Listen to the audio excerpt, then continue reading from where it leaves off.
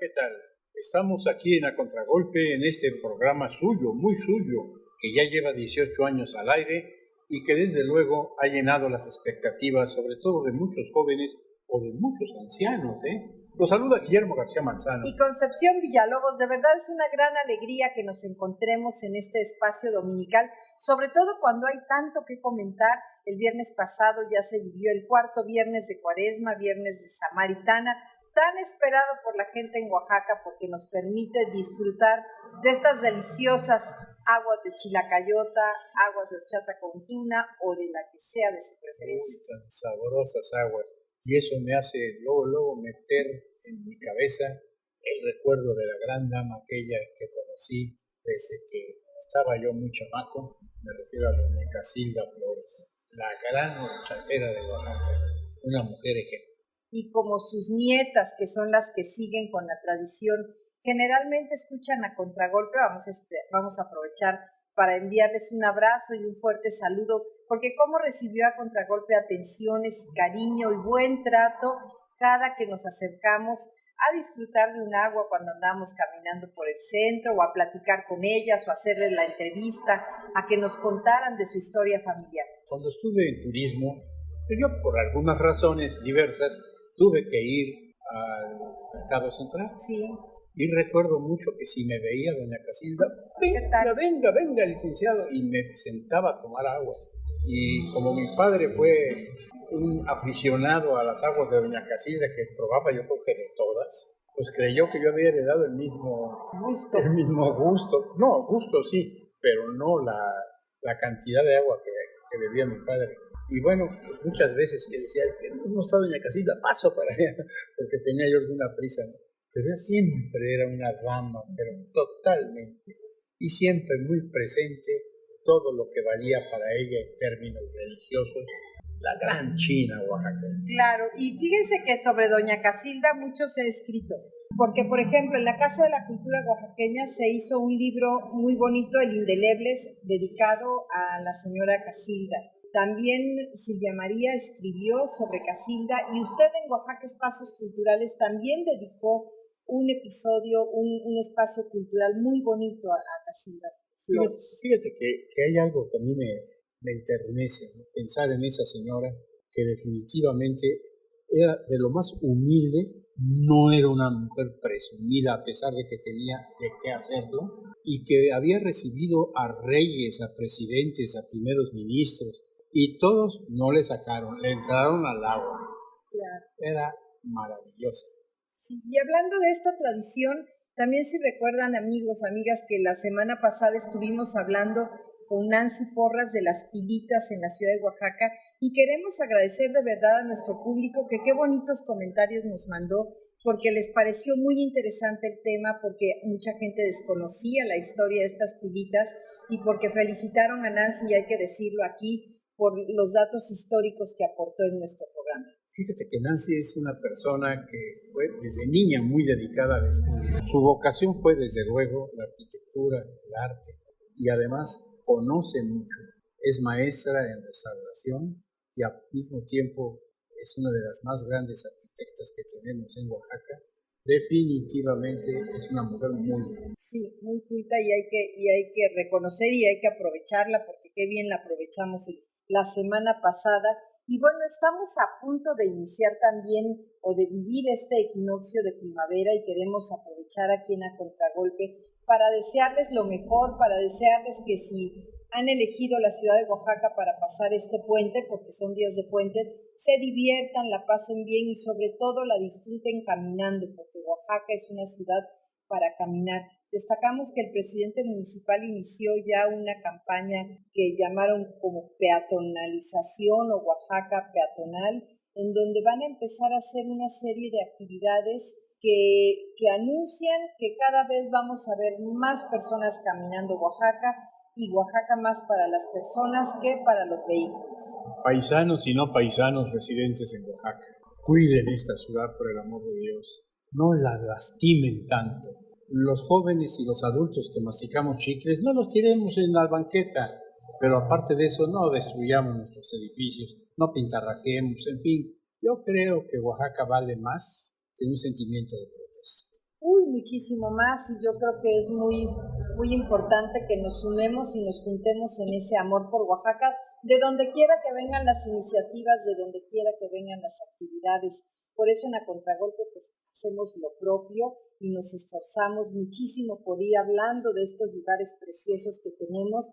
En la semana que inicia, 2 actividades muy importantes vamos a tener. Ya Soledad Alvarado les va a comentar a detalle, pero estaremos en la Casa de la Ciudad invitados por la Universidad del Adulto Mayor para leer Oaxaca Espacios Culturales, y estaremos también allá en San Sebastián Etla, en un café muy bonito que van a encontrar ahí, en el Café Brío. Y bueno, pues seguramente que también va a ser un momento muy, muy importante de lecturas seleccionadas sobre el libro Oaxaca Espacios Culturales. Bueno, pues yo creo que ya llegó el momento en que Solecita Alvarado nos dé todo el comentario cultural de esta semana. Adelante, Sol. ¿Qué tal, amigas y amigos de A Contragolpe? Con el gusto de saludarlos en este domingo de marzo del 2023, les platico que el día de hoy, en punto de las 11 de la mañana, el Museo Textil de Oaxaca inaugurará la exposición Huipili, Cuxma y Pian, prendas análogas de 3 continentes. En esta muestra conocerás las técnicas y materiales empleados en huipiles, así como en prendas similares procedentes de otras regiones del mundo. Visítala en el Museo Textil, ubicada en Hidalgo 917, en el centro de la ciudad. Y el próximo jueves 23, la Biblioteca Nestrosa presenta Poesía en la calle, 10 años en la banqueta. La actividad se realizará a las 7 de la noche en la calle de Macedonia Alcalá 104, frente a la puerta de la UAPO. Trae tu voz y la biblioteca trae los libros. Lectura de poesía con micrófono abierto. No faltes. Continúan los festejos por el 10º aniversario de la Fonoteca Juan León Mariscal. Esta semana nos obsequian 2 conciertos. El 21 de marzo se presenta el Cuarteto de Cuerdas Rubalcaba con el programa de obras de Haydn y Brahms. Y el jueves 23, la presencia de la soprano Ana Rosalía Ramos, acompañada al piano por el maestro Pierre Arnaud Guerinel. Las 2 actividades a partir de las 7 de la noche en el claustro del Centro Cultural San Pablo. La entrada es libre, pero el cupo es limitado, por lo que se recomienda llegar con anticipación o seguir la transmisión desde el Facebook del Centro Cultural San Pablo.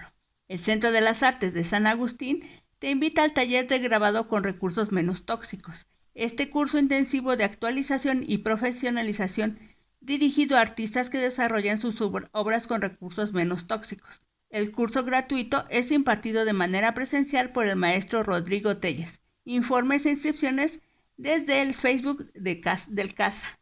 Ayer, el amigo de A Contragolpe, el maestro Juan Arturo López Ramos, presentó en la Biblioteca Pública Central su novela, El País de las Nubes, que aborda las intrigas y aventuras de la aristocracia mixteca del siglo XII, y cuya trama central gira alrededor del gran conquistador Ocho Venado Garra de Jaguar. Felicidades por este nuevo libro, maestro. El próximo sábado 24 de marzo al mediodía tenemos una cita en las lecturas del libro Oaxaca Espacios Culturales. En esta ocasión nos acompañan 2 lectoras y mujeres extraordinarias, Patricia y Maritel Lira, con quienes compartiremos el gusto por la preservación y difusión de la cultura y tradiciones de Oaxaca. Te esperamos en la Casa de la Ciudad, y si no puedes asistir, tendremos la transmisión de esta actividad desde el Facebook Live de A Contragolpe Oaxaca. Y me despido. Los invito a que continuemos esta plática desde redes sociales. Estamos en Facebook, en YouTube y en Spotify como A Contragolpe Oaxaca. Les deseo un excelente inicio de semana y les envío un gran abrazo. Gracias. Muchísimas gracias, Soledad Alvarado Juárez. Como siempre, tu comentario oportuno, tu comentario interesante, y gracias por esa invitación a visitar tantos lugares y tantos momentos de actividad cultural y artística que ya podemos disfrutar aquí en la ciudad de Oaxaca. Y bueno, también es el momento de ir a nuestro siguiente corte, no sin antes agradecer a La Mexicana, que nos permite transmitir este espacio en el 570 de AM, 94.9 de FM, y también, por supuesto, gracias a ustedes que nos reciben en todas nuestras redes sociales. Ya iniciamos. Quédese aquí. Estamos en A Contragolpe.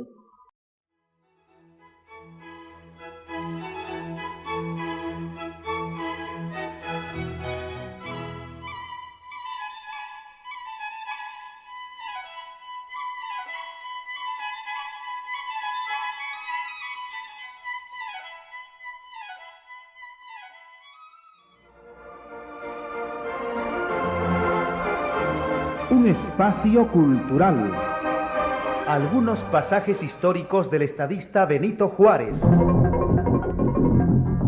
El 18 de febrero de 1856 cristalizaba en realidad la promesa de los hombres de Ayutla e iniciaba sus sesiones el Congreso Constituyente, cuya labor teórica es la más notable en su género en la historia del liberalismo mexicano. Juárez es electo gobernador constitucional de Oaxaca y a la vez su nombre sale de todas las urnas de los colegios electorales para presidente de la Suprema Corte de Justicia. Es llamado por Comonfort a la cartera de gobernación. Adviene el golpe de Estado y como consecuencia del plan de la Ciudadela, Comonfort desconoce la flamante Constitución y las fuerzas de Zuloaga entran en la Ciudad de México el 19 de diciembre de 1857. Juárez es reducido a prisión. En vano tratan de convencerlo. Se mantiene erguido en la legalidad. Y cuando Comonfort, desencantado, abandona la capital, él se dirige a Querétaro y luego a Guanajuato, ya en su carácter de presidente sustituto, y apresuradamente reúne algunas fuerzas del gobierno legítimo. Principia entonces una de las luchas más hondas, enconadas y desgarradoras que ha presenciado México.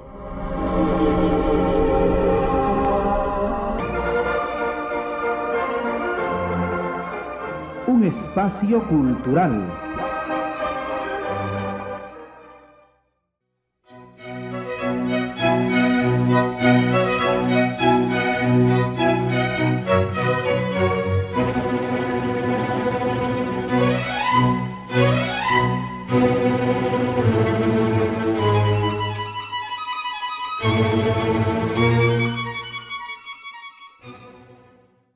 Pues qué bueno que nos siguen acompañando aquí en A Contragolpe. Hoy que queremos hablar de Benito Juárez y para eso nuestro invitado es Jorge Martínez Gracida, gran amigo nuestro a quien damos la bienvenida. Bienvenido, licenciado. Muchas gracias a Guillermo, a ti Conchita y a las personas que son tan amables de escucharnos. Pues Jorge, el micrófono es tuyo porque hablar de Benito Juárez es tal vez repetir muchas cosas que ya sabemos, pero también hay otras que necesita nuestro público, nuestra audiencia conocer. Adelante, Jorge, es tuyo el micrófono. Claro que sí. Como bien lo dices, una de las fechas más conocidas para nosotros los mexicanos desde la primaria es el 21 de marzo, aniversario del natalicio de don Benito Juárez García, precisamente en el 1806. Pues todo el mundo también ya lo sabe, en San Pablo Guelatao, del distrito de Ixtlán, en lo que ahora se llama la Sierra Norte, más conocida por nosotros, los de la tercera edad, como Sierra Juárez. En ese orden de ideas, Benito Juárez es un arquetipo de lo que significa la superación personal.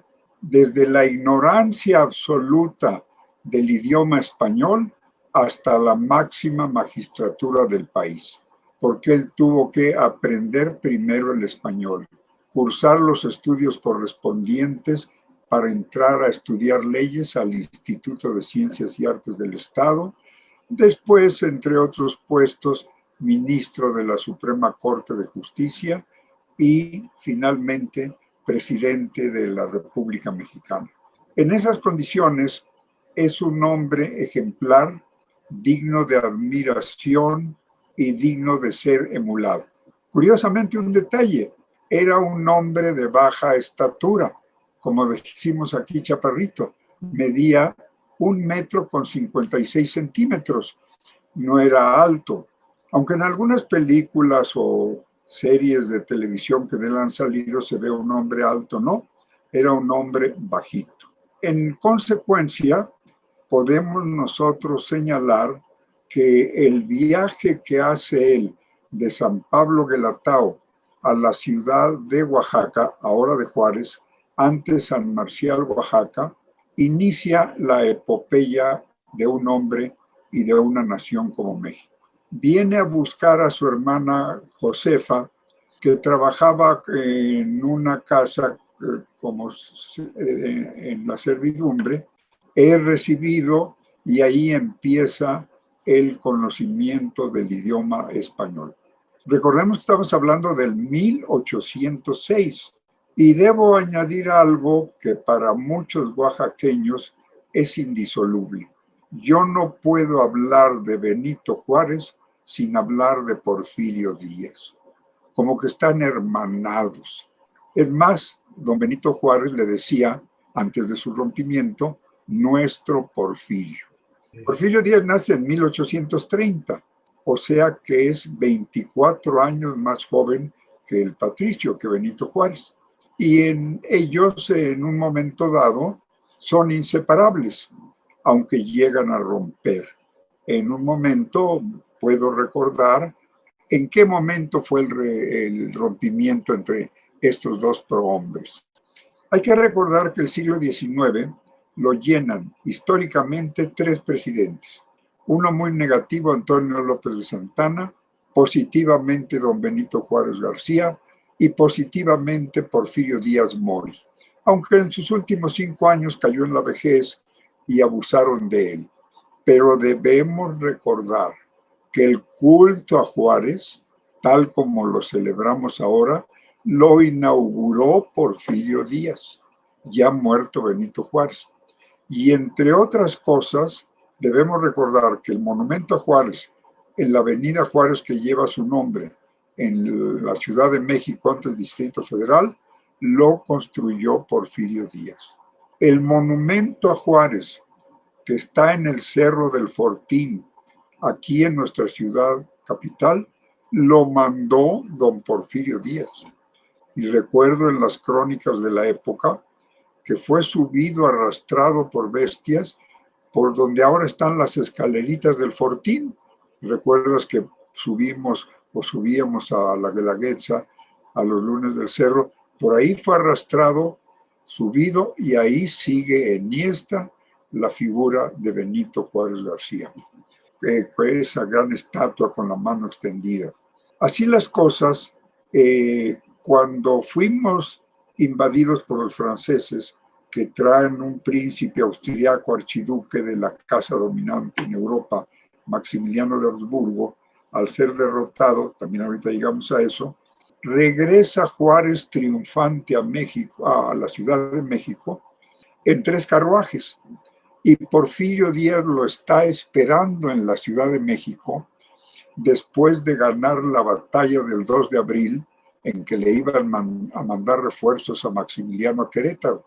Llega el carruaje con don Benito, lo saluda Porfirio Díaz y cuentan sus memorias con 30,000 hombres uniformados en la Ciudad de México, municionados y con su paga al corriente, lo nunca visto en aquellas épocas, sobre todo gracias a Porfirio Díaz. Bien, saluda Porfirio Díaz a Benito Juárez y aquí le hace el feo nuestro prócer Benito Juárez. Lo manda a la carroza que viene en tercer lugar y no lo sube junto a él. E históricamente ahí se da el rompimiento entre Benito Juárez y Porfirio Díaz. Y todo porque nuestro querido don Benito veía ya un contendiente a la presidencia de la República en Porfirio Díaz. A lo que se ha dado en llamar por algunos autores la embrujada silla del altiplano, ahí donde se sientan los presidentes. Por eso dicen que a un oaxaqueño no le debes dar un puesto público de ese nivel porque se clava a la silla y no lo vas a poder sacar. Hay que recordar, curiosamente, que nuestro Porfirio se conservó en el poder 30 años, poco más de 30 años. Pero don Benito Juárez se conservó 18 años. Solo lo pudo salvar o quitar de la silla presidencial su fallecimiento. Recordemos que él vivía en Palacio Nacional con su familia, con los hijos que le quedaban. Lo visitaba mucho su yerno Pedro Santacilia, sus hijas y doña Margarita Maza. Y Benito Juárez es el único presidente de la República que ha muerto en Palacio Nacional. Dice la historia que de esta enfermedad que se llama angina de pecho. Ahí murió Benito Juárez. Lo sucedió en el interinato don Sebastián Lerdo de Tejada, que quiso reelegirse y es cuando surge Porfirio Díaz con el plan de Tuxtepec y curiosa y paradójicamente el lema de no reelección. Es derrotado, no triunfa con el plan, me equivoqué, es el plan de la Noria. Luego triunfa con el plan de Tuxtepec, que viene más adelante. Pero es derrotado por Sebastián Lerdo de Tejada y se retira a Oaxaca, luego a Tuxtepec, a cultivar tabaco Porfirio Díaz. Bueno, seguimos con Benito Juárez. Cuando llega Benito Juárez a Oaxaca, él empieza su instrucción individual con el padre Salanueva, si es que ustedes lo recuerdan. Y vivía Benito Juárez en una calle que creo que ahora es García Vigil, caminando hacia arriba sobre García Vigil, a contracircuito de los vehículos.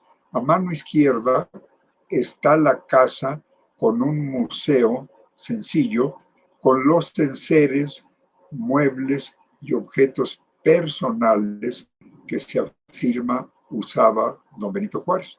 Recomiendo pues la visita a este pequeño museo en las calles de García Vigil, en lo más alto, porque nos va a dar una idea remota de la forma en que vivía el patricio. Si recurrimos a algunas anécdotas, debemos saber que Benito Juárez García fue el presidente de la República más caricaturizado de la época. Por aquí tengo un libro en mi pequeña biblioteca con las caricaturas tremendas que le hicieron. Recordemos también que él sostuvo la guerra de los 3 años o las guerras de reforma contra los conservadores para imponer las leyes llamadas propiamente de reforma y la Constitución de 1857, que es donde se da el rompimiento con la Iglesia. Y se llega a decir que gracias a Benito Juárez separó la Iglesia del Estado, es decir, del gobierno.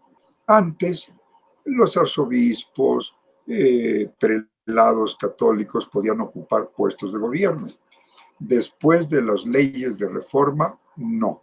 Y después de las leyes de reforma, somos un gobierno laico, es decir, que no tiene ninguna religión, aunque también hay que afirmarlo, es un gobierno tolerante que respeta todos los cultos habidos y por haber. Ese es de los valores y de los grandes legados de este personaje que el día de hoy estamos tratando de la mano con la conducción de nuestro querido amigo Jorge Martínez Gracida. Es el momento de hacer nuestro segundo corte en A Contragolpe. Les invitamos para que se queden porque todavía hay muchos ángulos desde donde mirar la vida de este oaxaqueño que tanto orgullo y que tanto ha dado a nuestro país y a nuestra propia identidad.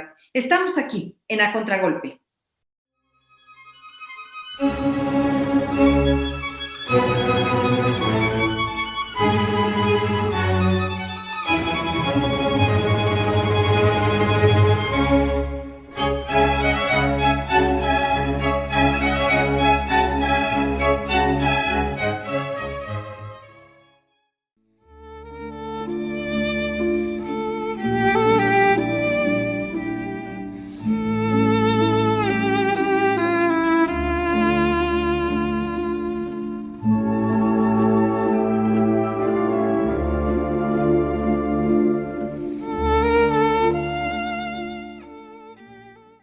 Ya estamos nuevamente aquí en A Contragolpe, en estos comentarios tan hermosos, tan trascendentales que nos hace Jorge Martínez Gracida. Y precisamente quedó una idea, pues, bastante corta, creo que la va a profundizar, es en relación a los ataques que sufrió Benito Juárez, pues, por su estatura, por su, no sé, por todo lo que proyectaba y que lamentablemente muchas gentes no entendían. Adelante, Jorge. Así es. Debemos recordar que Benito Juárez no atacó la religión. Él era creyente. Recordemos que se casó en el templo de San Felipe Neri, que está ahí en la calle de Avenida Independencia. Bien, Pero el caso es que como sus leyes de reforma separaban la iglesia del Estado, iglesia con mayúscula, y la única de la época era la católica, tuvo ataques muy terribles, terribles. Le llegaron a llamar los clericales el anticristo, por una coincidencia asombrosa. Si leímos nosotros aquellos escritos de la antigüedad que hablan del anticristo, que se dice que su número era el 666. Fíjense qué interesante. En estas condiciones, Benito Juárez fue atacado porque nació en el 1806 y vivió 66 años, 3 seises. Luego, él era el anticristo. Además, nace en el 1800, entre 3 seises, el anticristo. 1872, ¿cuánto suma? 1 y 8, 9 y 7, 16 y 2, 18 entre 3 seises otra vez. Una curiosidad muy extraña con que lo atacaron los conservadores de la época, sobre todo los clericales. Bien, entonces él inicia con aquel equipo de liberales formidables, Melchor Ocampo, Ignacio Prieto, etcétera, las leyes de reforma. Destacan brevemente la ley del registro civil. Antes de la ley del registro civil, toda la estadística de la población la llevaba la iglesia a través del bautismo. Entonces él presenta la ley del registro civil y todas las personas nacidas en nuestro país deben registrarse ahí. El matrimonio, la ley del matrimonio civil, también para que un matrimonio sea legal en aquella época, para que fuera legal en aquella época, debería casarse por lo civil, no solo por la iglesia. Es otra de las leyes. Otra tercera ley tremenda para la iglesia fue la ley de desamortización de bienes eclesiásticos, lo que se dio en llamar la ley de bienes de manos muertas, porque era típico que en la época muchas herencias de gente que no tenía sucesores le dejaba sus bienes a la iglesia. Y entonces la iglesia tenía muchísimos bienes, terrenos, casas, etcétera, y se le llamó a eso los bienes de manos muertas. Y las leyes de reforma, repito, la ley de desamortización de bienes eclesiásticos señaló que todos esos bienes, casas, terrenos, etcétera, pasan a propiedad del Estado. Imagínate nada más qué fuerte medida contra la iglesia, no contra la religión. Atención, él no atacó la fe en Dios, él no atacó la Inmaculada Concepción, él no habló en contra de los santos como religiones protestantes o religiones modernas, no. Él atacó políticamente un hecho, que no debería la iglesia llevar el control espiritual de una población por medio de la religión y que al mismo tiempo llevara el gobierno civil, lo que le daba un poder excesivo. En esas circunstancias, al aplicarse sus leyes de reforma, de las que solo mencioné 3, la iglesia provoca una guerra.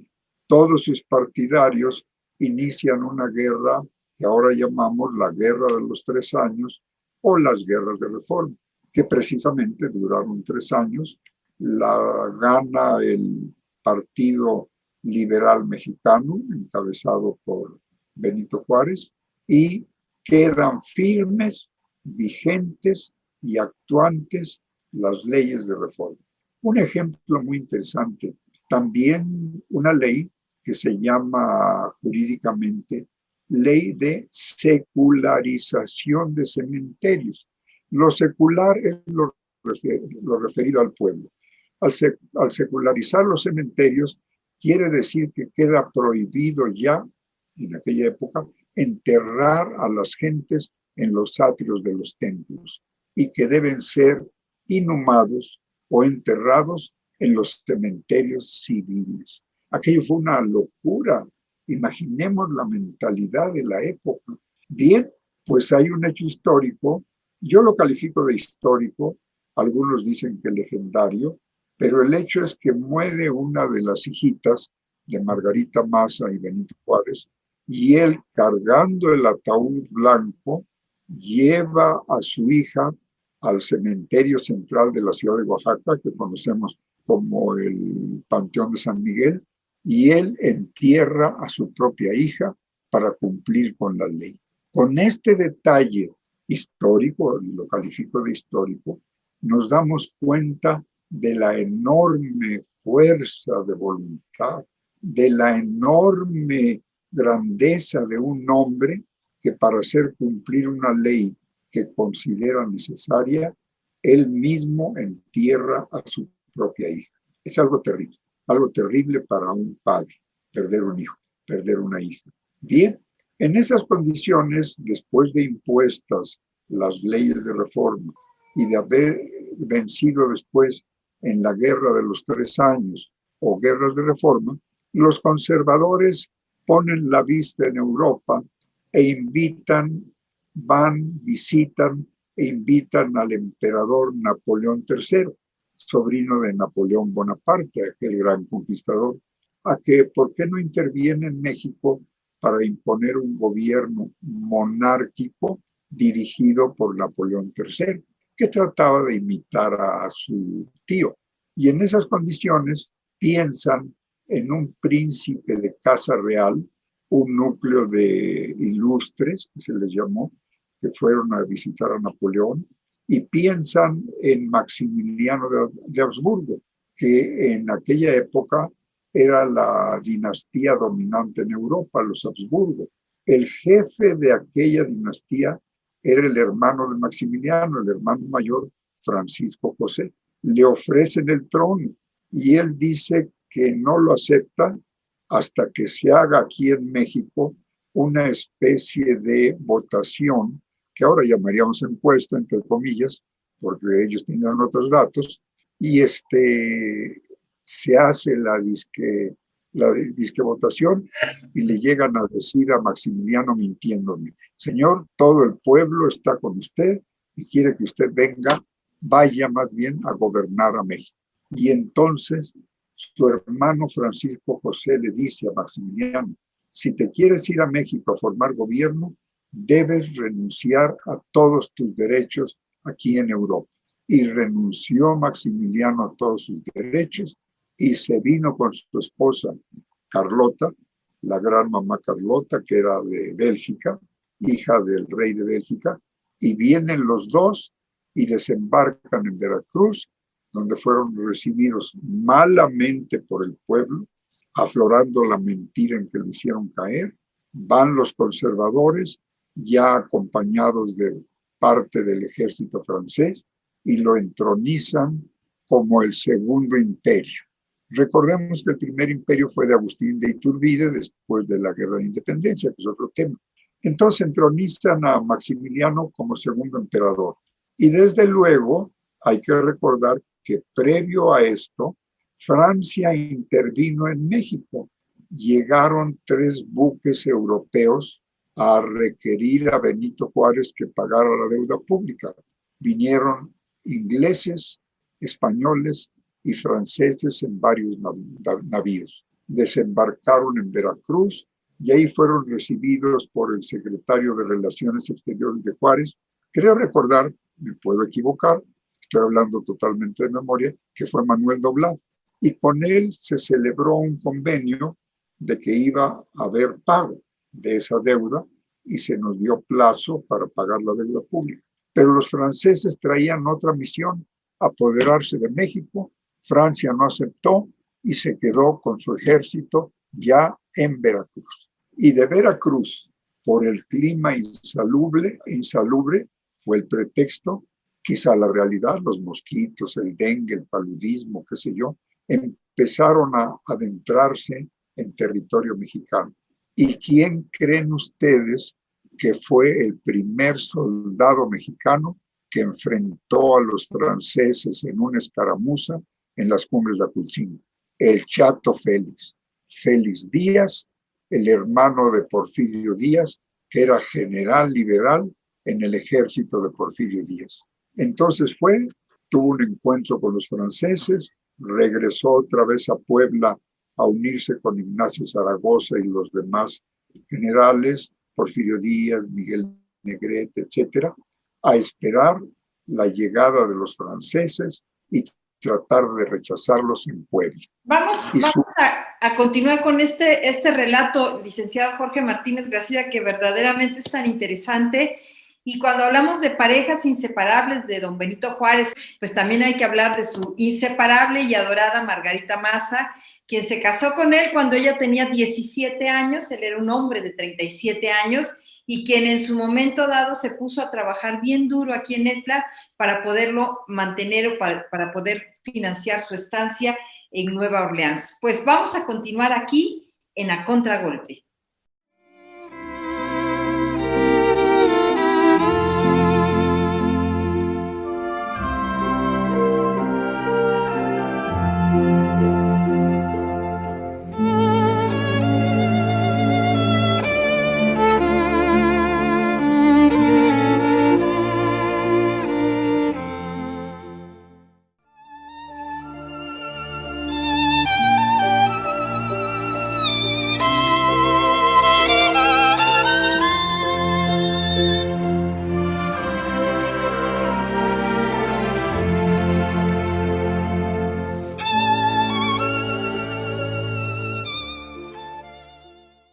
Una vez que los franceses ya estaban aquí en un ejército europeo donde suavos, húngaros, desde luego austriacos, franceses, prácticamente combatían a un ejército muy, muy especialmente pobre como era el ejército mexicano, pero con mucho ánimo y con mucha fuerza.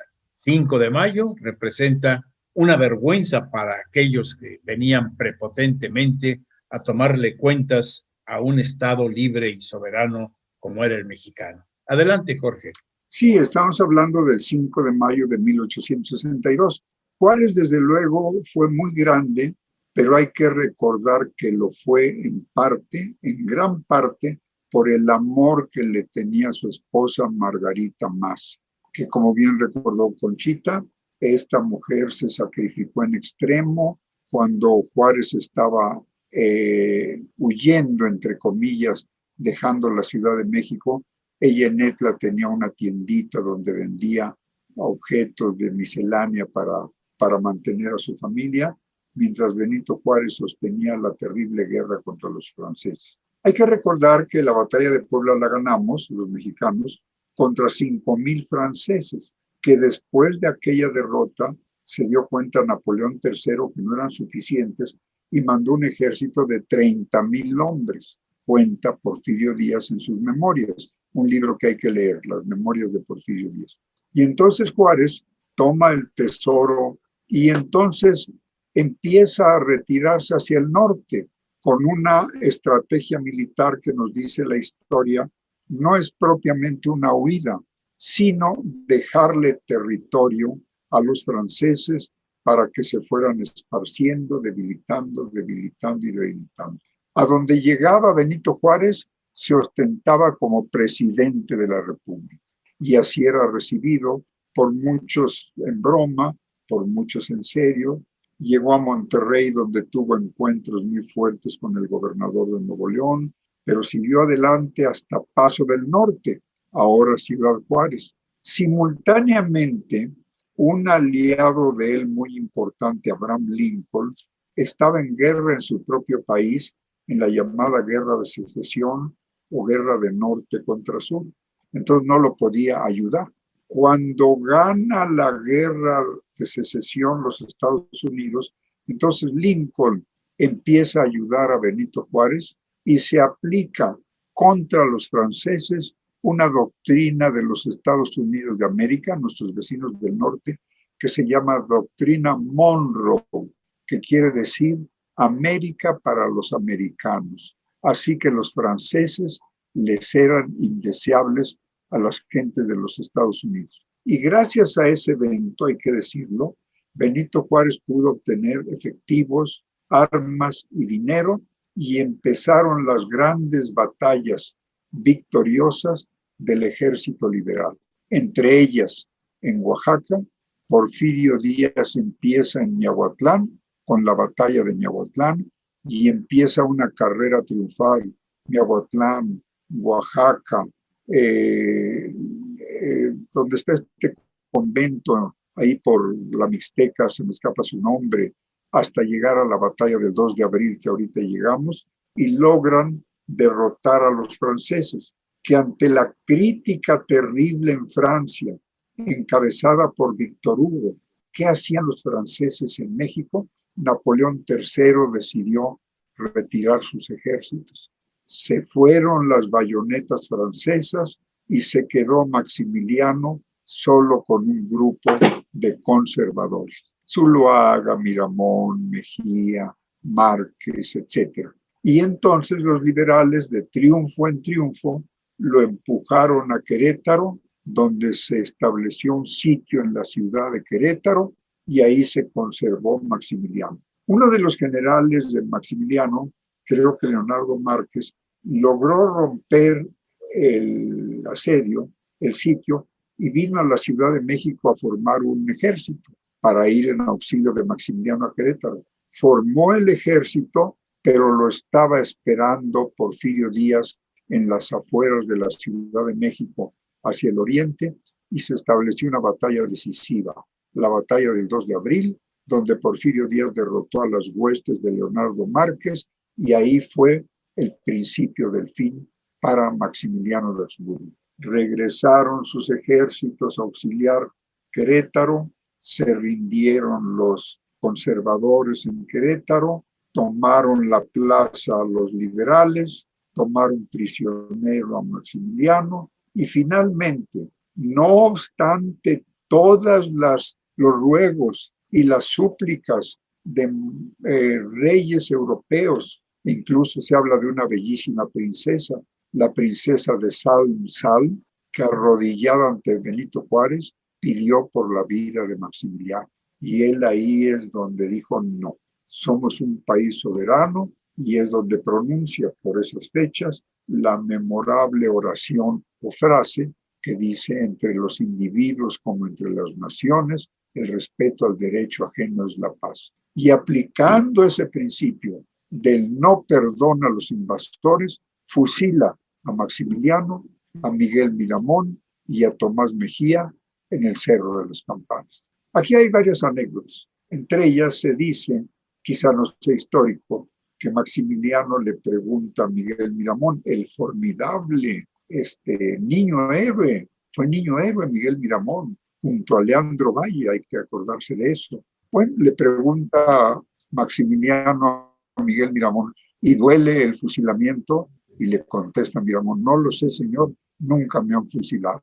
Es muy interesante esa anécdota. El caso es que lo fusilan y resulta que la caja, el ataúd que tienen preparada para Maximiliano, es muy chico, no cabe Maximiliano en la caja, y se dice que le tuvieron que cortar las piernas. Al grado que cuando llegó el cadáver a Europa y lo vio su mamá, dijo, esto es histórico, este no es mi hijo. Y surge una leyenda que dice que Maximiliano no lo fusilaron. Y hay por ahí un libro que recomiendo mucho que se llama Que la tierra te sea ligera, en donde se desarrolla la vida de un hombre parecido a Maximiliano, que tenía un restaurante, entre comillas, y usaba la vajilla del imperio. Y se dice extraoficialmente que como Maximiliano era masón y Juárez era masón, que por eso le perdonó la vida. Pero la verdad no es cierto. Lo que sucedió es que el pobre cadáver de Maximiliano se lo llevaron en los vehículos de la época, fue mal embalsamado, se cayó 3 o 4 veces en el camino, o sea que al llegar a manos de su madre llegó desfigurado. Por su lado, Carlota de Bélgica regresó a Europa y vivió en Miramar, su castillo original, poco más de 90 años. Y se acuerdan aquella vieja canción que le preparó, creo que Ignacio Prieto, adiós mamá Carlota, adiós mi tierno amor, ¿no la han oído? Búsquenla. Búsquenla de Guillermo Prieto. De Guillermo Prieto. Es muy interesante los versos que ahí escribe él. En esas condiciones termina el Segundo Imperio. Regresa Benito Juárez a tomar posesión, como platicamos, a la Ciudad de México. Viene el rompimiento con Porfirio Díaz, se instala don Benito Juárez García en Palacio Nacional y logra sobrevivir todavía hasta el año de 1872, justamente la fecha luctuosa del 18 de julio. Creo que ha sido una explicación más que abundante y muy hermosa la que nos ha dado Jorge Martínez Gracida. A Benito Juárez hay que dedicarle muchísimos programas, porque también se ha escrito tanto y tanto acerca de él, a veces con pasión, a veces con crítica, a veces pues inclusive hasta como aspectos legendarios, pero realmente no se le puede negar la grandeza al patricio, que lamentablemente tuvo sus errores como todo ser humano. Y yo aquí me aproximo a decir una frase que él también dijo: no deshonra a un hombre equivocarse, lo que deshonra es la perseverancia en el error. Esto fue lo que comentó Benito Juárez y creo que se le puede aplicar porque no fue perfecto. Tuvo sus buenas y sus muy malas también. Ya también tendremos la oportunidad de comentar algo más acerca de la vida de don Benito Juárez. Hay que leer, los que tengan a su alcance, los 16 volúmenes de don Jorge L. Tamayo, que aquí los tengo atrás. Él me los regaló, don Jorge L. Tamayo, donde recopila a don Jorge todos, entre comillas, todos los documentos oficiales de Porfirio Díaz, pero tiene un compendio que me dedicó don Jorge L. Tamayo, que aquí tengo aquí atrás, donde puede uno leer los principales documentos. Entonces busquen ustedes en alguna buena biblioteca que la tierra te sea ligera y el compendio de documentos de don Benito Juárez, por Jorge L. Tamayo. Pues, de Benito Juárez por Jorge L. Tamayo. Prácticamente se nos termina el tiempo. Agregaríamos Apuntes para mis hijos, que también es una autobiografía de Juárez, y agregaríamos también Noticias del Imperio para poder recrear estos momentos que con tanta belleza Jorge Martínez Gracida nos ha explicado esta mañana. Pues así se termina Contragolpe, no sin antes agradecer, por supuesto, a La Mexicana por permitirnos transmitir este programa en el 570 AM y en el 94.9 de FM. Agradecer a Eder San Germán en la edición de este programa, a Soledad Alvarado Juárez por sus apuntes sobre la agenda cultural y a Sobeida Toledo, muchas gracias por el manejo en las redes sociales. No nos resta más que agradecer también a ustedes por el favor de su atención y recordarles que la semana empieza en domingo. En domingo nosotros vamos a Contragolpe. Y desde luego agradecerle nuevamente a Jorge por estas hermosas palabras y desde luego recordarles que el próximo domingo estén con nosotros en estas frecuencias para que llevemos a sus hogares un mensaje más de cultura. Hasta entonces, Concepción Villalobos y Guillermo García Manzano les decimos muchas gracias.